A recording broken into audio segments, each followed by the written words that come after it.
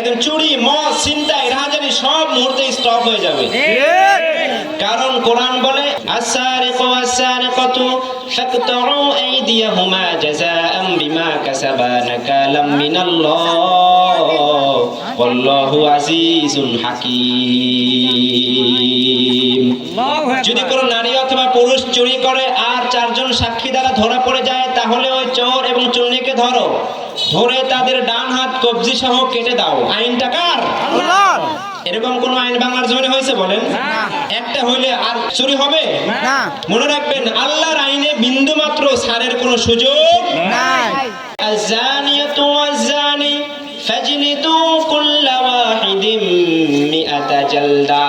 আল্লাহু আকবার। যদি কোনো পুরুষ কোনো মহিলা বিবাহ করা ছাড়া যদি জিনা করে আর যদি সাক্ষ্য সামন্তর দ্বারা ধরা পড়ে যায়, তাদেরকে 100টা আঘাত করো। 100টা কি করো? তো এরকম যদি আল্লাহর জমিনে আইন বাস্তবায়ন করা হয়, জিনা থাকবে বলেন?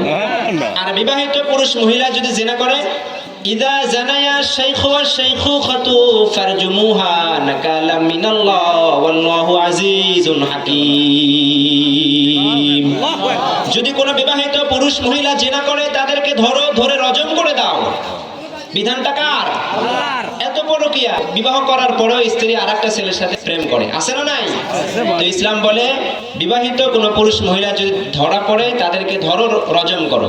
একটা শাস্তি যদি এরকম আল্লাহর জমিনে বাস্তবায়ন করা হয় আর সরাসরি সারা বাংলাদেশের অলিতে গলিতে গ্রাম গঞ্জে লাইভ ভিডিও দেখানো হয়, দেখবেন ভুলেও বিবাহিত কোনো ছেলে মেয়ে আর অন্য কারোর সাথে প্রেম করবে না। বিহাজিরিন, চুরি হতেছে, এত চুরি হইতেছে, কোনো হুজুর নাই, মুফতি নাই, কিছু নাই।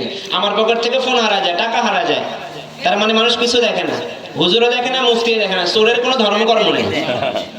চুরি হতেছে এত এত, চোর চোরের দমানোর কোনো পথ আছে বলেন? পথ একটাই, কোরআনের বিধানগুলো বাস্তবায়ন করেন।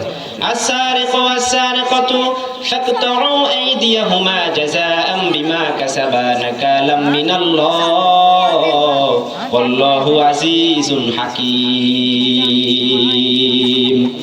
যদি কোনো নারী অথবা পুরুষ চুরি করে আর চারজন সাক্ষী দ্বারা ধরা পড়ে যায়, তাহলে ওই চোর এবং চুন্নিকে ধরো, ধরে তাদের ডান হাত কবজি সহ কেটে দাও। আইনটা কার? আল্লাহর। এরকম কোন আইন বাংলার জমিনে হয়েছে বলেন? একটা হইলে আর চুরি হবে না।